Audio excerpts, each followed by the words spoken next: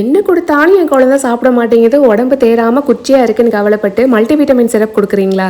தயவு செஞ்சு அதெல்லாம் ஸ்டாப் பண்ணிவிட்டு இந்த சாக்லேட் ராகி லட்டு செஞ்சு வச்சுக்கோங்க. டெய்லி ஒன்று கொடுத்தாலே உடம்புக்கு தேவையான சத்தெல்லாம் கிடச்சி கொழுன்னு ஆயிடுவாங்க. தாய்ப்பாலுக்கு அடுத்து முதல் உணவாக கொடுக்குற இந்த ராகியை நல்லா முளைக்கட்டி 4 நாள் நிழல்லையே காய வச்சுக்கோங்க. இதில் உள்ள கால்சியம் குழந்தைங்களோட போன் ஸ்ட்ரென்த்துக்கு ரொம்பவே ஹெல்ப்ஃபுல்லாக இருக்கும். நல்ல கொழுப்பு, புரோட்டீன், விட்டமின்ஸ் நிறைஞ்ச முந்திரி, பாதாம், பிஸ்தாவை வறுத்து நல்லா ஆற வச்சுக்கோங்க. ஃபைபர் அண்ட் காப்ஸ் நிறைஞ்ச மக்கானான்னு சொல்கிற தாமரை விதையும் நல்லா வறுத்து ஆற வச்சுக்கோங்க.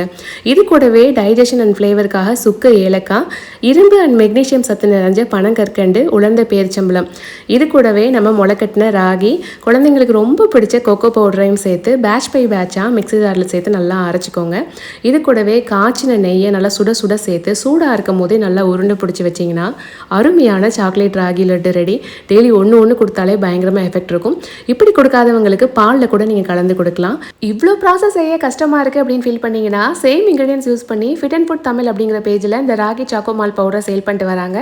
உங்களுக்கும் இந்த ப்ராடக்ட் வேணும்னா ஸ்க்ரீனில் தெரிய நம்பர் அண்ட் வெப்சைட்டில் போய் கண்டிப்பாக செக் பண்ணி பாருங்கள்.